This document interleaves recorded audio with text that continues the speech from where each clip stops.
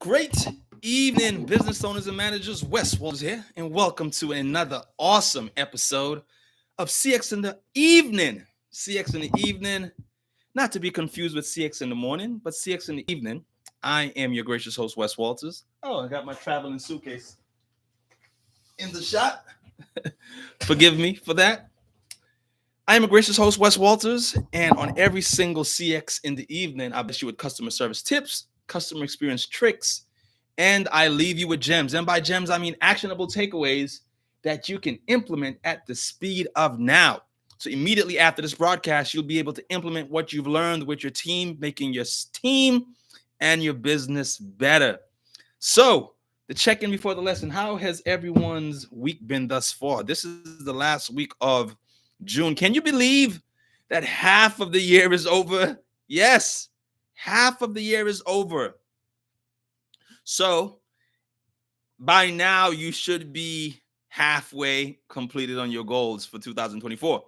So if you are not, now you're going to have to double up. I'll be the first to be transparent and say I am not where I thought I would be halfway during the year. And I just came back from Dubai, and my God, I came back reignited. The way things are done in Dubai. If you've never been to Dubai, go to Dubai, visit Dubai just once. Dubai is like Vegas times 50. It's like Vegas times 50.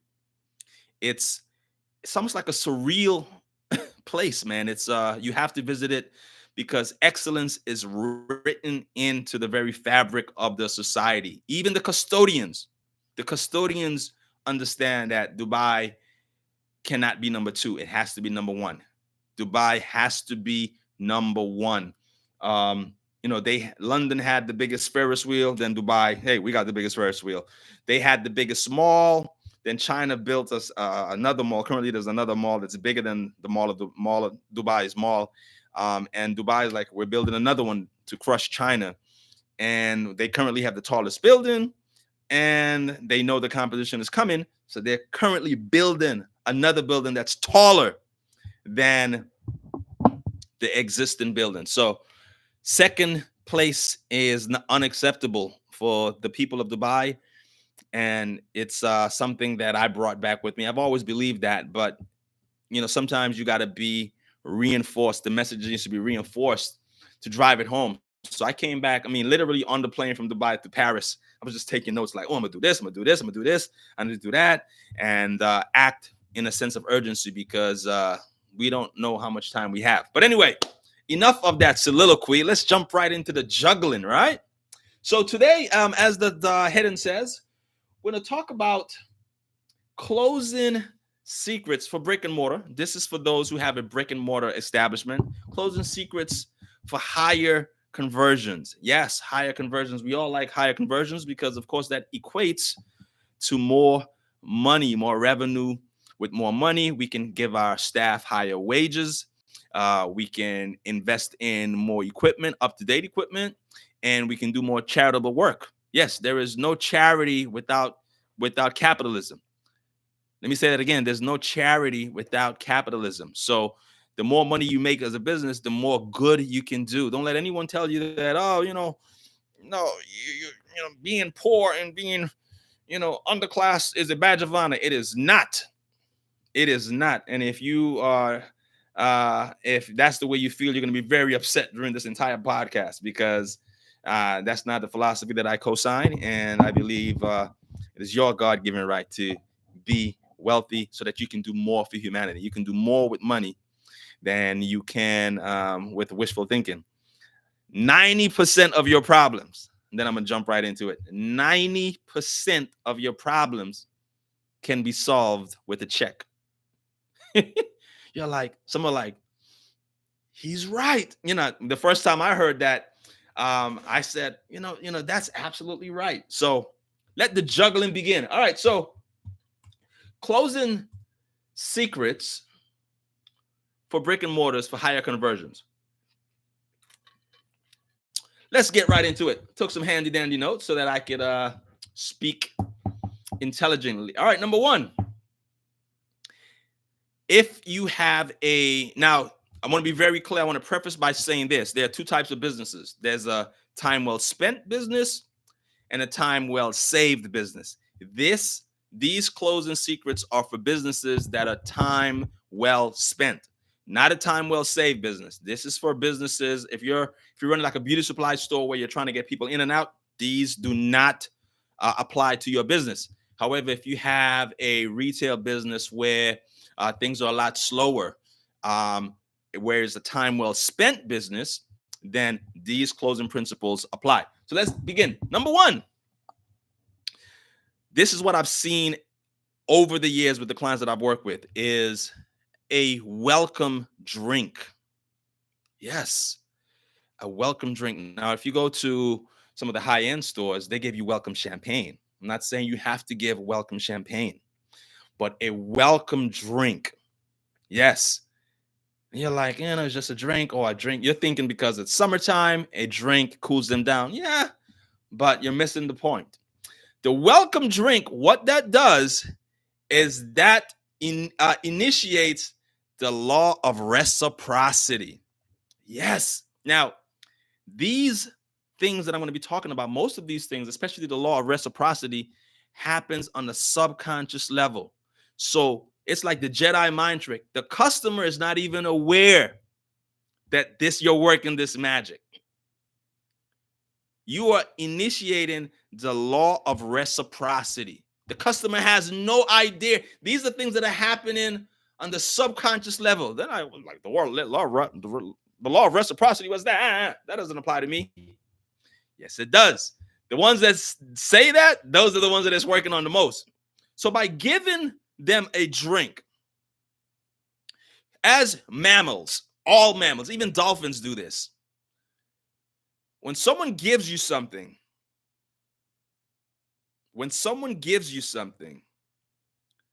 automatically your knee-jerk reaction is, I'm in debt to them and I want to give them something back. That's the law of humanity. It doesn't matter across all races, all demographics. Hey, from caveman days, give you this club, you give me some meat. I give you this meat, you give me this camel milk. This is the way it's always been. So by giving them a drink, they automatically are like, on a subconscious level, I need to give him or her something back. Boom. You've already created a bond where they're like, okay, before I leave, and again, the client or the customer is not thinking about this in their conscious mind. They're like, I'm just need any help? No, I'm just browsing. On the subconscious level, their mind is like, okay, we need to purchase something or give something back before we leave. Step number two, the art of storytelling. Now, this is something that I was like, over the years, I was like, storytelling, really? The more you talk, you're just talking yourself out of the sale. That's what I used to believe. But everything that I do on this channel is not based on emotions. Everything I do is based on data. In data, we trust. I don't make decisions as a business owner based on how I feel, or how I feel today, or I didn't feel like. No. Everything I do, every business decision and personal decision is based on data. In data, we trust. So the data proves that storytelling works. 5-10 years ago, I'd be like, miss me with the long talk. Get to the meat and potatoes. No, I'm telling you, if the storytelling is done right, again, it resonates on the subconscious level, because right there, you're building a connection. And we haven't even reached to the section where we talk about the human touch. No. This is foreplay for the human connection. This is foreplay. So the storytelling, now, of course, when you say storytelling, what comes to mind is that you got to have knowledgeable employees or knowledgeable associates who know about the product that they're selling. You can't have storytelling, talking about this is the key. And like, so tell me about the key. Well, the key has 16 calories. No. The employee or the associate needs to be knowledgeable about the product or service that they're selling. And slow down. Slow down. The slower you speak, the slower you speak, the slower the transaction, the more money is spent. If you've ever been to a Nordstrom, slow classical music, browse, take your time. Think of Nordstrom. Have you ever been to a Nordstrom? They're not playing Sierra, what's Sierra's song? 5, 4, 3, get it. They're not playing that level up, level up. No, no. If you have fast music, people don't want to, the transactions are quick money, in and out, smash and grab.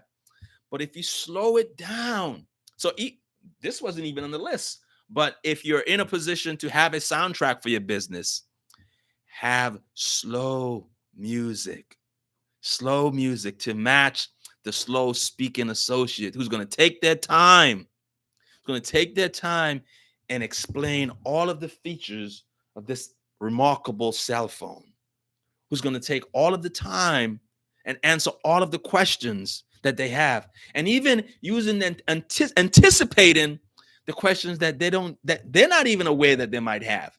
That's a good associate. Hey, I'm going to get ahead of you. You should be asking this question. These are questions you should be asking that you're not. Since you're not, let me answer the question for you in advance. So let me know that you're keeping up. Type a 2 in the chat if you are keeping up. All right. Number 3.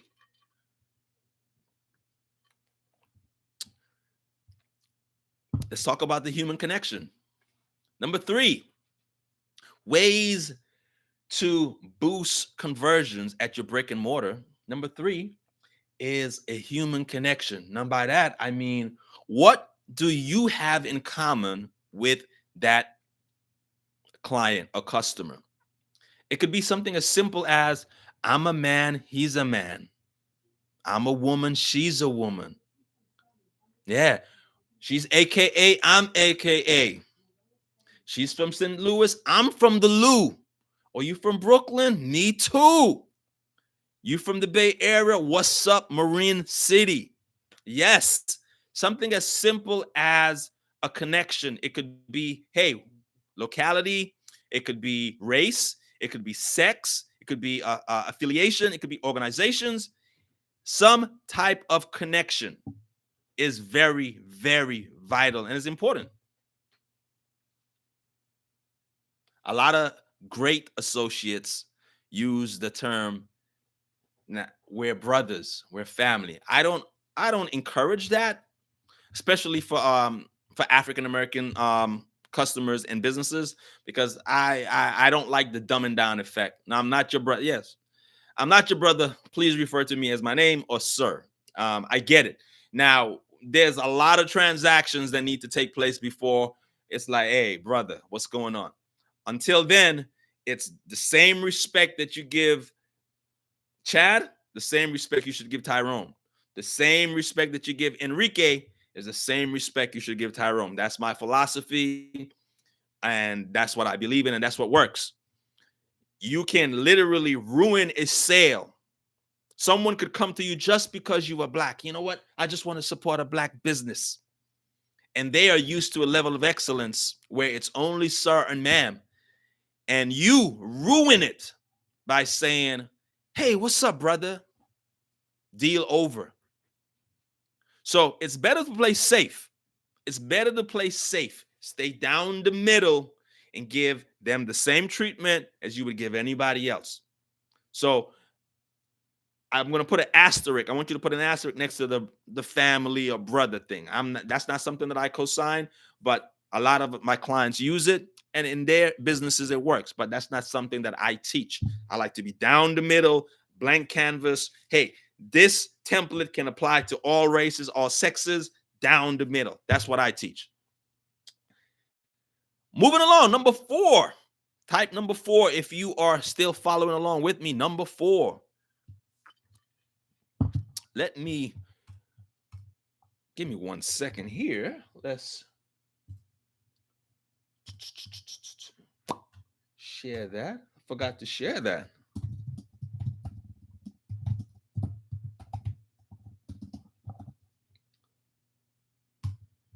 There we go. Forgot to share that. All right. So, number 4, the human connection, which builds on the prior one. I'm sorry. This should be number 5. Number 5, the human connection, which we covered already. So,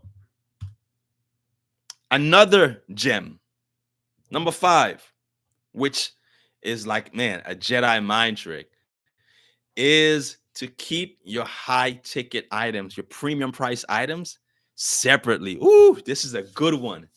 This is the good one, and this one works all the time. Let's just say you're in a retail setting, and you're showing all of the customers, these are what you have. This is what we have. This is what we have. And in that little door behind there, the client says, what's back there? A skilled associate would be like, I don't think you'll be interested in that. Oh, that's the premium stuff. I don't think you'll be interested in that. Oh, you got him right there. You got him. You got him.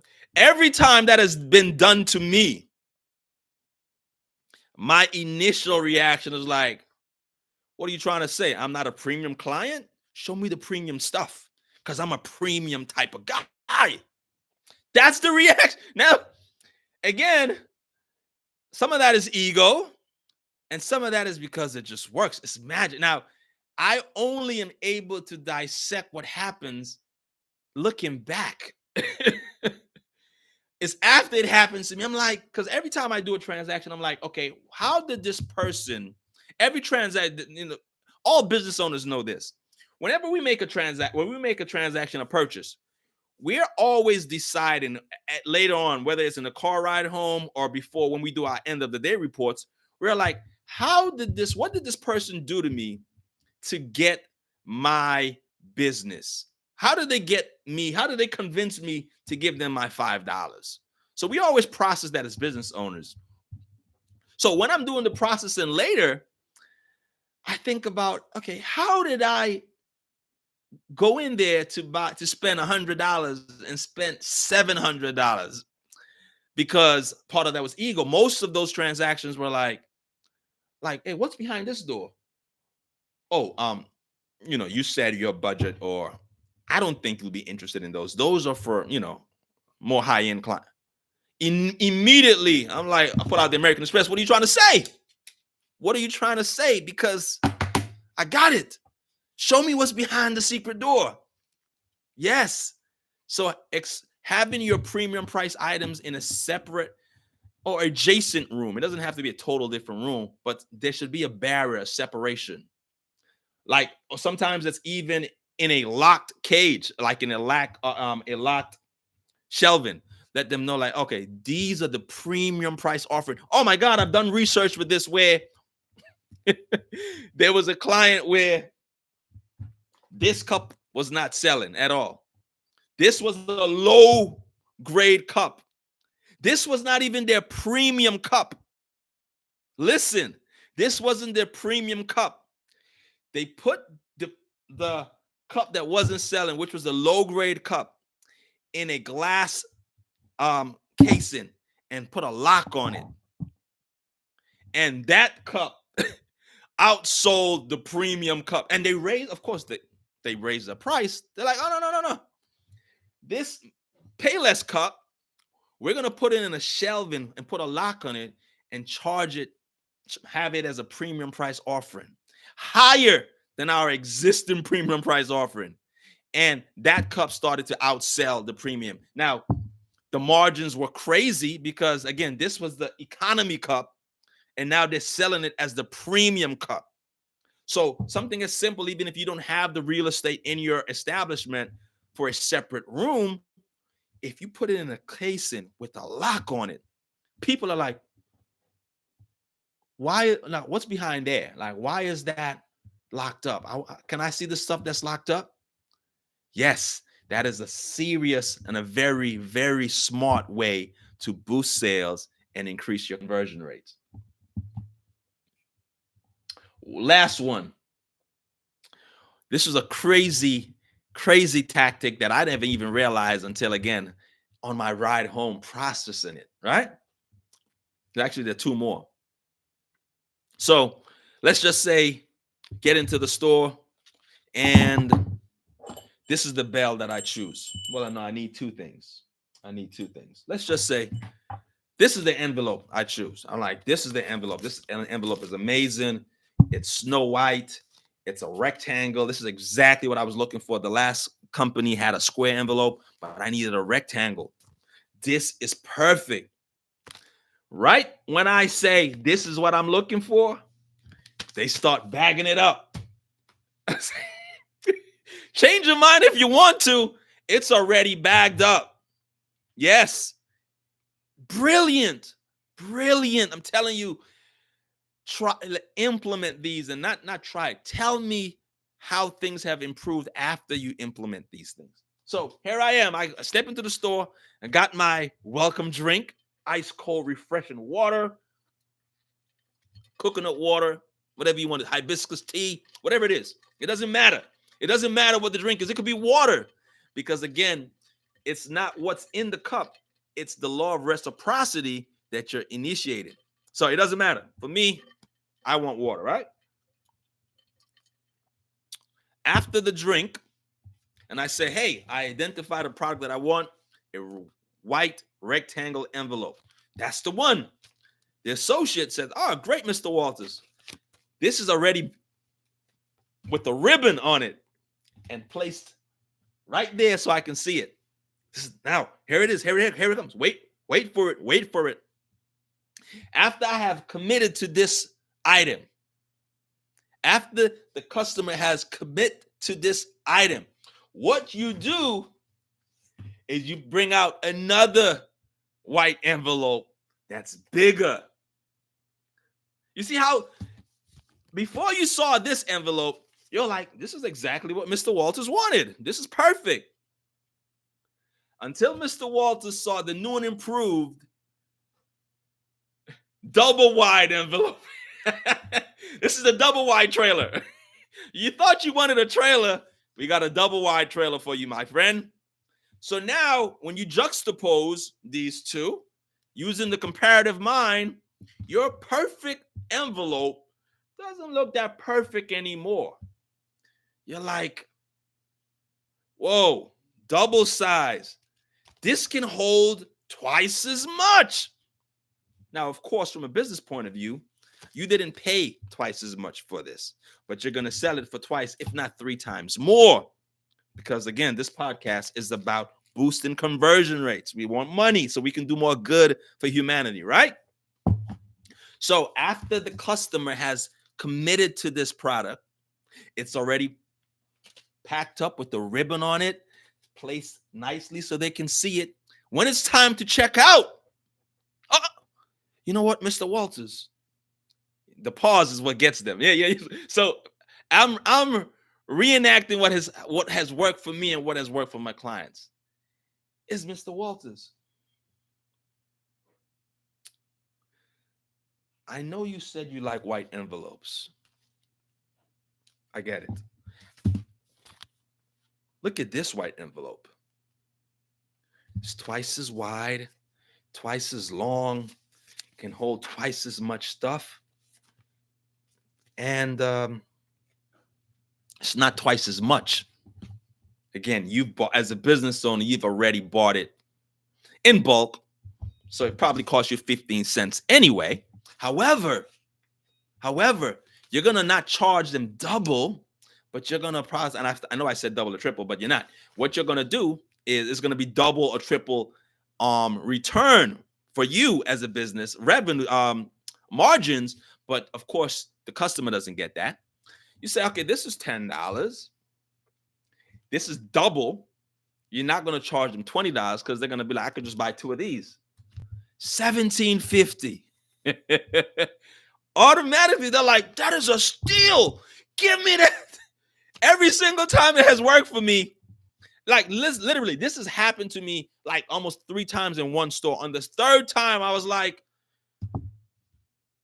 I'm getting out of here. Like, I'm not spending any more money. I'm like, no, no habla inglés. Stop. Mr. Walters, no habla inglés. Don't call my name. Matter of fact, my name is not Mr. Walters. Don't call my name. After the third time is when I got it. I was like, this is brilliant. I got to share it with my followers, with my viewers, right? So, again, the juxtaposing, comparing. Now, it works, again, after the customer has already committed to product A. If you do it prematurely, it's not going to work. They have see this as an anchor. Commitment from product A is an anchor. So now they're solidified. This is what I want. It's already wrapped up, man. It is, again, subconscious psychology here. It is very hard to go back on something you have committed to. I'm rambling, but the way to say it is, we as humans, it's very, very hard and very difficult for us once we commit to something to go back on it. There's so much internal dialogue that goes back because we want to look consistent. All humans want to look consistent. Well, like, I know a lot of people who don't like George W. Bush. One thing about George W. Bush, if you're old enough, a lot of young people are probably like, who's George W. Bush? Well, George W. Bush, the son, he was very, very consistent. And I saw interviews of him later, and to the point where he was like, even if I was wrong, this is how consistent he was. He went to another level. He's like, hey, even, and like, he was the president of the United States, a free world, right? Like, he said, even if I realized I was wrong, if I said to the public I was going left, we're going left, because it was so important for the person running the country to look consistent and be consistent with their words. Very rarely can you find any interviews where George W. Bush, not the father, the son, George W. Bush say, we're doing this. And then later he said, you know what? I said that yesterday. I was wrong. Let's do this. If you could find 5 interviews with George W. Bush doing that, please share them with me. Very rare. He was very consistent. And I didn't realize that because until after the presidency, he talked about how important consistency was to the people of America. They needed someone who said something and did what they said they were going to do. So there's a lot of internal dialogue that happens on a subconscious level when we're like, hey, I've committed to this. I'm going to buy it. I changed my mind. No, man, there's so much dialogue that goes on inside where you like, hey, listen, I know this card might decline, but what I'm going to do is go to the bathroom real quick and cash out myself this, move this around, and boom, because I said I wanted it and I want to look good. And I want to look consistent. So, again, if you do this prematurely, it's not going to work. It works with the customer committing to product A. This is the anchor. And then after that, juxtaposing it with product B, which is bigger and better. Can't show my address, right? All right. Now, the last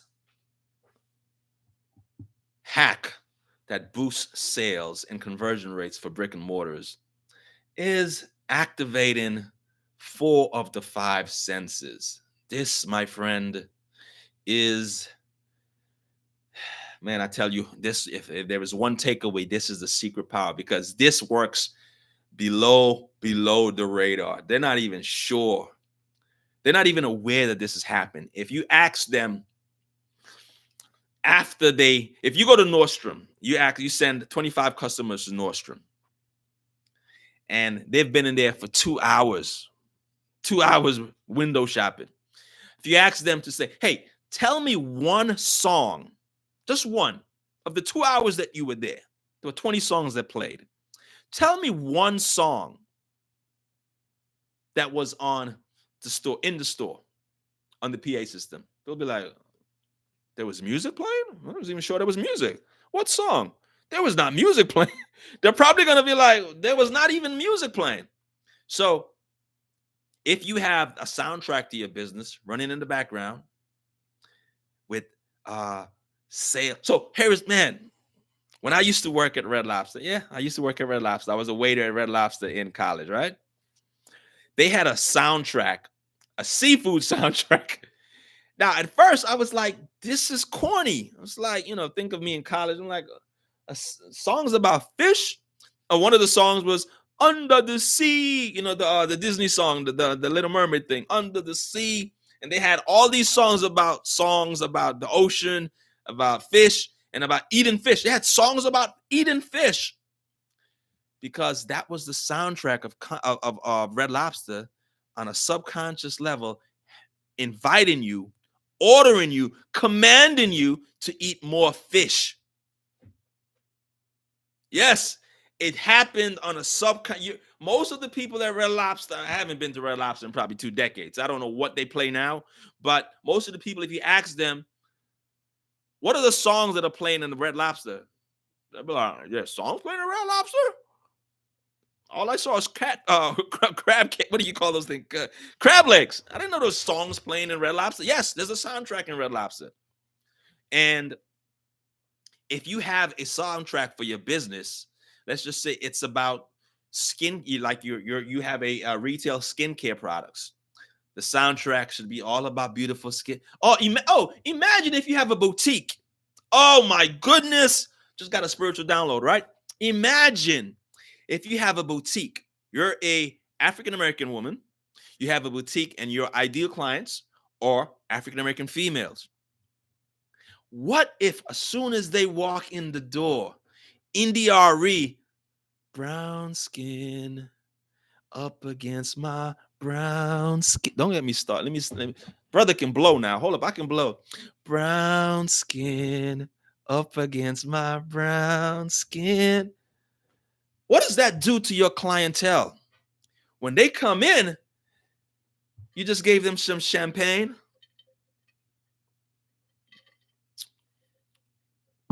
And they hear NDRE brown skin playing in the background. They start thinking, wait, I have brown skin.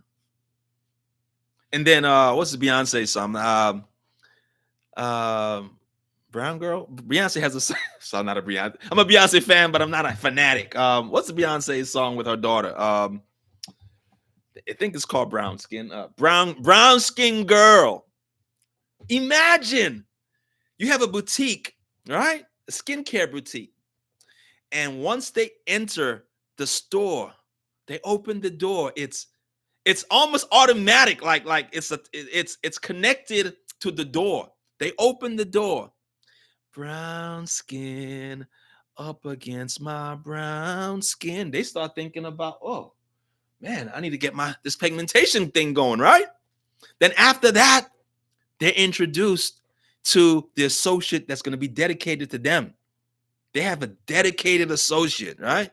Oh, this is some free game. This should be in the course. Some free game you're getting right here. Then as soon as they sit down, it's Brown Skin Girl by Beyonce. So all of the songs are talking about clean, healthy skin, drinking water. Songs about replenishing the cells. Imagine if that's playing in the background on a subconscious level. They're not even aware of it. And if they do become conscious of it, they're like, yes, I want brown, healthy skin. So the 5 senses, the sense of hearing, of course, the sense of taste, the drink, the sense of touch, making sure that the temperature in the room is inviting. If it's summertime, have that AC blasting. If it's winter in Chicago, have it nice and warm. And the welcome drink is a nice cup of hot chocolate. Let me tell you something. In New York, up north, anything north of the Mason-Dixie line, New York, Chi-Town, Detroit, hot chocolate is like liquid gold. Okay? Like when I'm in Chicago in the wintertime, I just go into the stores because they have hot chocolate. Sir, are you interested in buying weaves? No, but I saw you had hot chocolate. Can I have some hot chocolate? Like, do I look like I need? I do look like I need a weave, but I have no hair. Like in Chicago, if it's that when it's that cold, I'm walking down the street. If I see a sign that says hot chocolate, it doesn't matter what they're selling. They could have a rainbow flag. Yes, it's that cold in Chicago. I'm like, I go in, hey, I'm just here for the hot chocolate. I'm just here for the hot chocolate. Hey, I support, hey, whatever you do, keep it up. After the hot chocolate, I'm leaving. Yes, that's how a welcome drink works. So the other sense is a sense of taste. Now, the most important sense, you're probably like, no way. But I want you to do the research after this. The most memorable sense of the five senses is the sense of smell. The most memorable sense. That makes no sense because it's connected to memory. But the most powerful of the five senses is the sense of smell. I know you're probably like, no, it has to be vision, sight. But it's not. I thought so too until I did the research. The most powerful of the five senses is the sense of smell.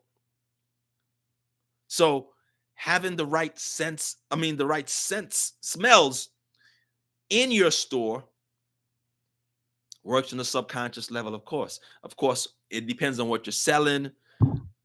Citrus, more lively scents to wake them up. Or if you want to cool them down, then now the most welcoming and inviting smell across all cultures, the one that's down the middle, because I teach down the middle, is the smell of vanilla. Vanilla is, you cannot go wrong with vanilla. Vanilla is like rice or bread for cultures. It's in every culture. It doesn't matter what culture you go to, there's rice. Doesn't matter what culture you go to, there's bread. But vanilla is that smell. It doesn't matter what culture you go to, there is a hint of vanilla in just about every culture. So you cannot go wrong with the vanilla smell. Vanilla is good in the summertime, it's good in the wintertime, good in the spring. You know, like here in America, in the fall, we have a lot of cinnamon and apples. Or if you go to, like, if you have an establishment in Florida, they have a lot of citrus smells. You go to the Midwest, they have different smells. But if you are trying to, like, what should my store or establishment smell like? You cannot go wrong with vanilla. And on a subconscious level, vanilla reminds us of breast milk.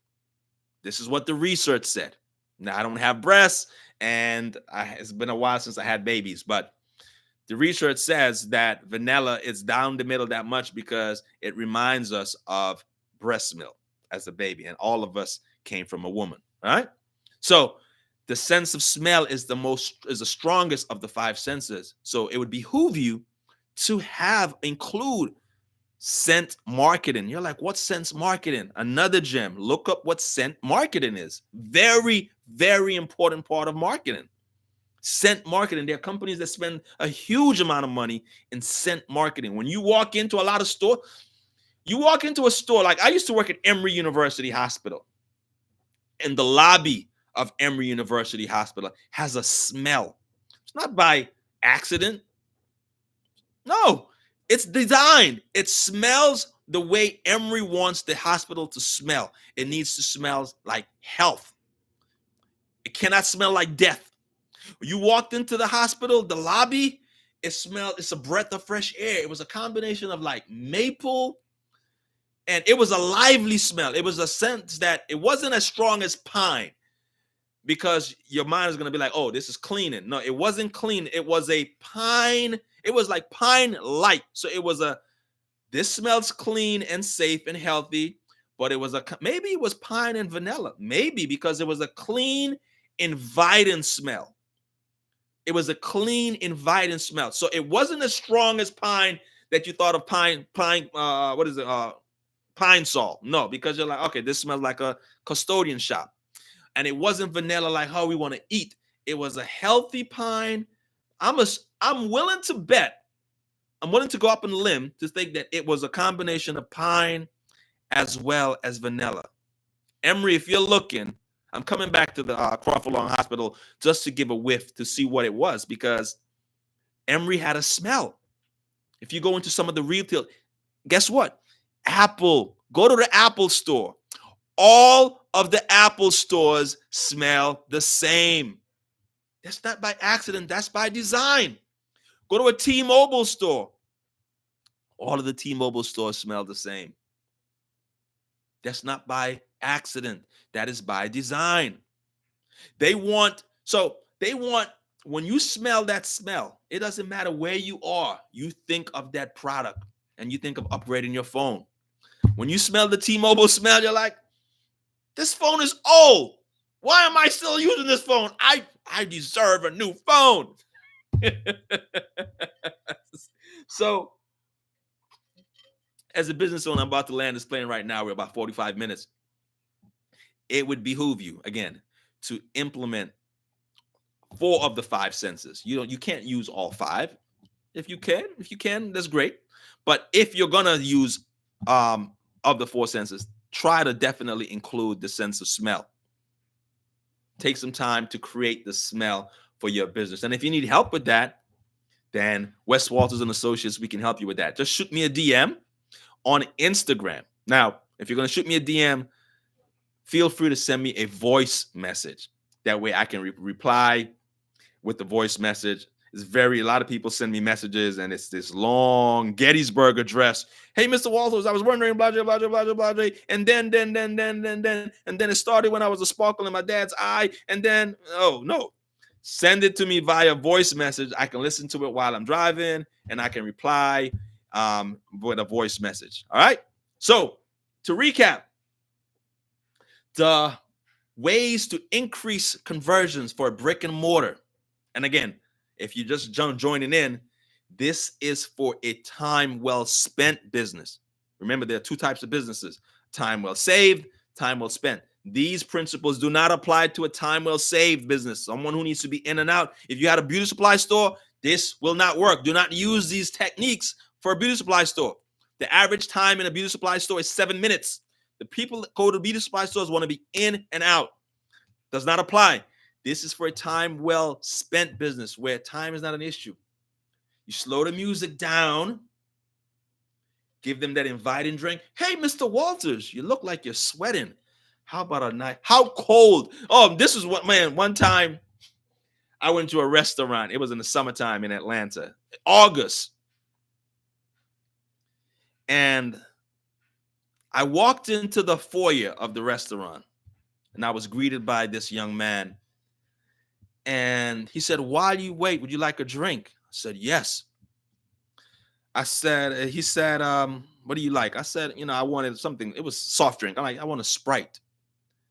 He said, well, how cold would you like your Sprite? I was like, what? No one has ever asked me that. And he was serious. He was like, hey, how cold would you like your Sprite? I was like, I want it really cold because it's really hot outside.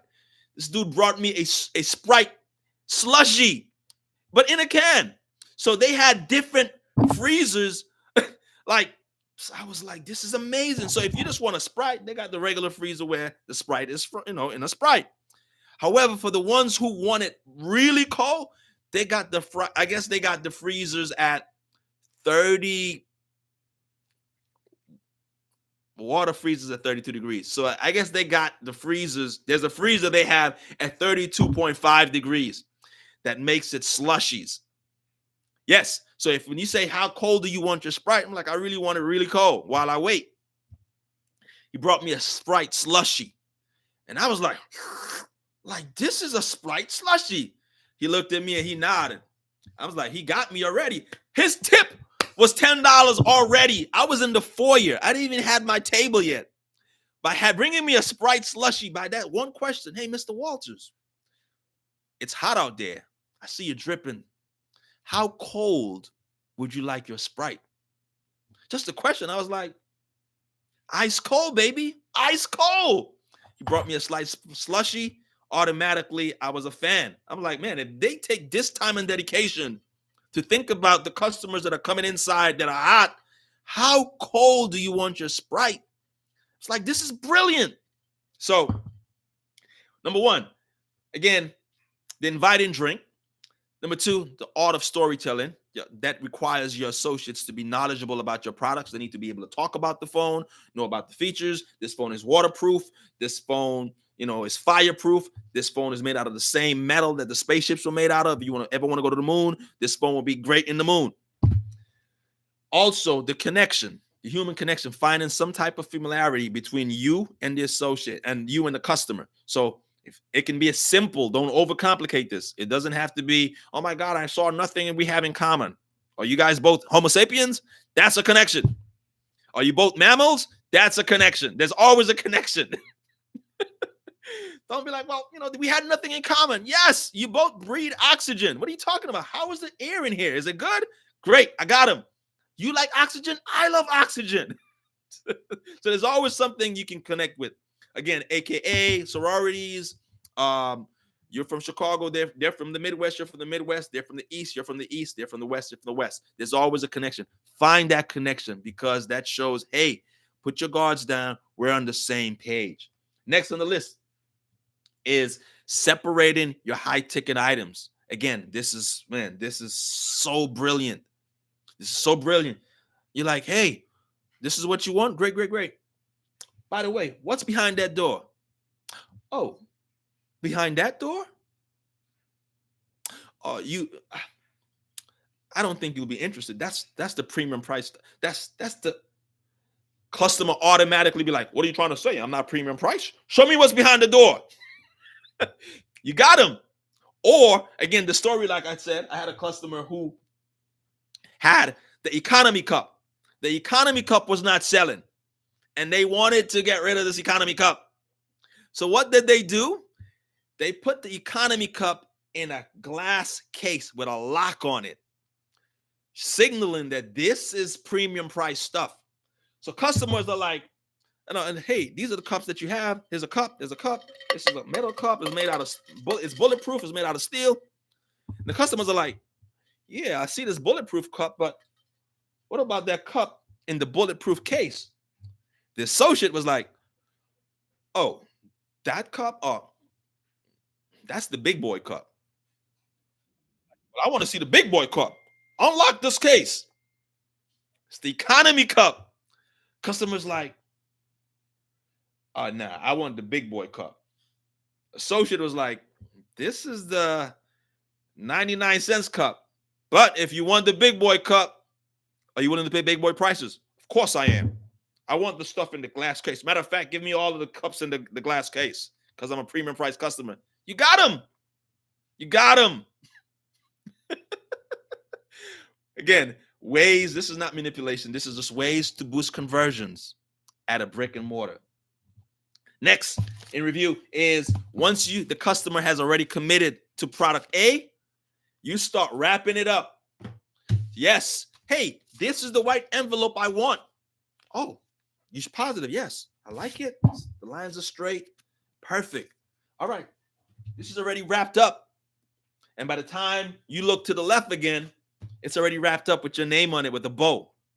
Now, after you have that commitment, time to check out.